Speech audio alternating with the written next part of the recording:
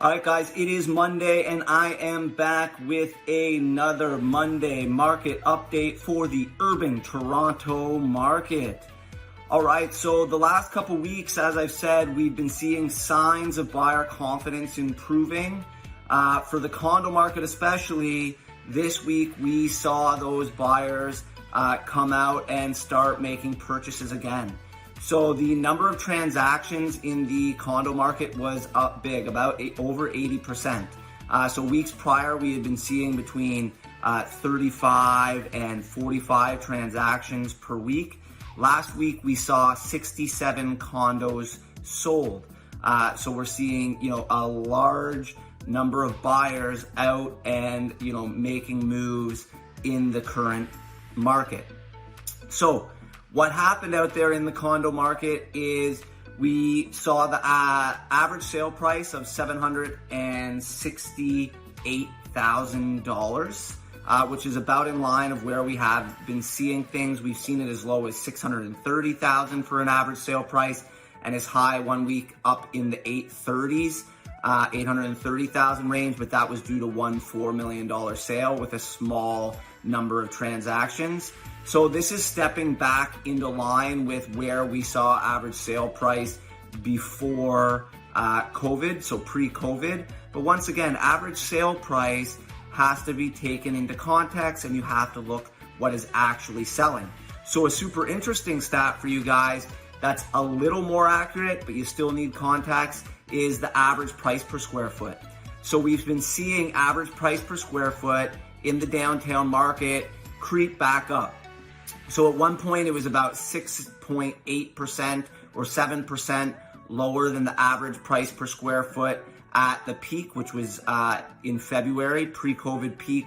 The downtown average price per square foot was $1,117. We saw it get around $1,022 at one point, then kind of hover around $1,040, $1,050. It's now back up for the last 14-day period to $1,104. So we're only $13 a square foot lower than we were at the COVID peak in February. Even the first 2 weeks of March, we were under $1,100 per square foot. So, it kind of shows the market is taking a bounce back here. It's hard to say whether this is long-term or this is a short-term blip, but we're definitely seeing some buyer confidence. And how I had mentioned before, mortgage brokers were seeing more people than ever get a pre-approved for mortgages, while some of those people are now coming out and making purchases. So on to the single-family home market in urban Toronto. We did see an uptick there. It obviously wasn't nearly as big as the condo market. Last week we had seen 28 sales, the week before 27. This past week we just saw 32 sales in the urban market, but that's partially due to the inventory that's out there, right? So the interesting thing is 21 out of the 32 sales did sell for list or above, which is right around 70%, which is somewhat in line with what we were seeing pre-COVID. The average sale price, once again, you got to put it into context, but was back up to about 1.505 million. So, a little more in line with pre-COVID numbers. The average sale to list ratio was 108%. So that keeps bumping up each week. Once again, needs to be taken into context. If people are listing super low and well above the market value, that's going to pump up that, sale to list price ratio. So you need to take it in context, but it does show that buyers are confident and willing to bid things up over the asking price. So the big thing here for both that I like to look at, I actually like to look at the standard deviation to see if there's any deals out there of how much below and above things are selling of ask. So on the single family home side, the low end was actually at 92% of ask. So there was an 8% discount from ask. That was the biggest discount on the market. And that was actually at the most expensive home sold, which was at about $3.4 million. Okay. Now on the high end, we saw things go as much as 136% above of list price. Okay, the sale price was 136.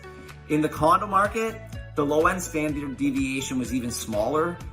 The most we saw something sell under ask was 94% of the asking price. So that's a 6% discount from ask, which is still a discount, guys. You got to understand this, but we're definitely not seeing things anymore sell for that, 15% that we were seeing, like 15 to 17 to 18% below ask each week happening out there.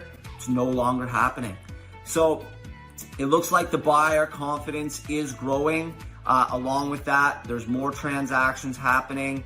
It feels like as people get comfortable with the new norm, they're realizing that if they have to move, they have to transact. Inventory is still very low.